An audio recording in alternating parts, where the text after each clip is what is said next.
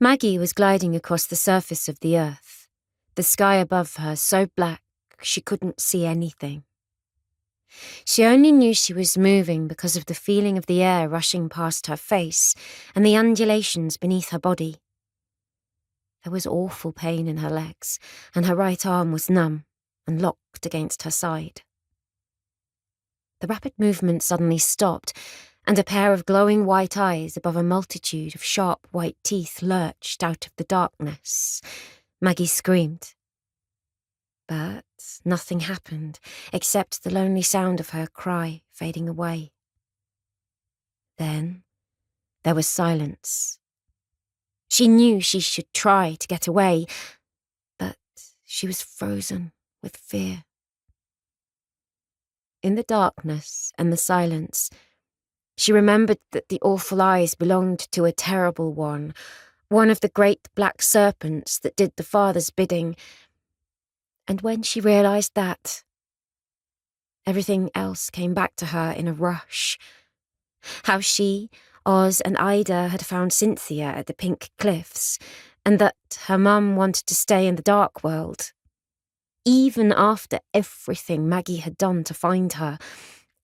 And then Cynthia had told her that Rhoda, the heartless warrior shifter, the great grey heron, was her father. Yet another person who didn't want her. And then they tried to escape from the terrible ones that came rampaging after them, and then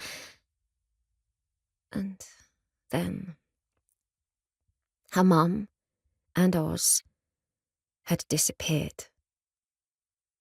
Cynthia, who had never been able to function, who could never decide what to cook for dinner so that they'd often just had peanut butter and toast, who had been in hospital for months. Maggie remembered now how her mum had taken charge, covered from head to foot in the red dust of the rocky hills, and her plan to confuse the great serpents had almost worked. But Maggie had ruined it.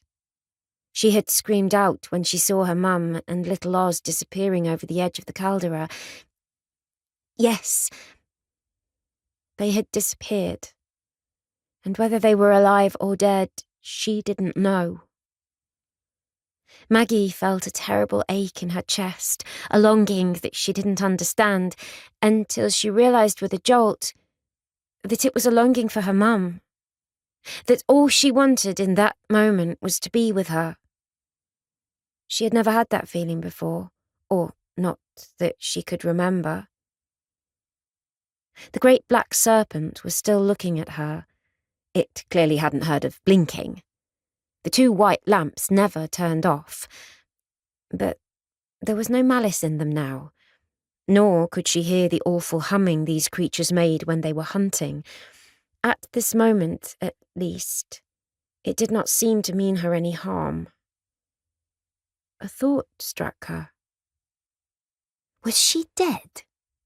Was this like Hades, the underworld that they'd learnt about in school? She sat up with some difficulty and tried to move her right arm, but it was locked in place by some invisible vice, and when she touched it, it felt like a lump of disembodied meat.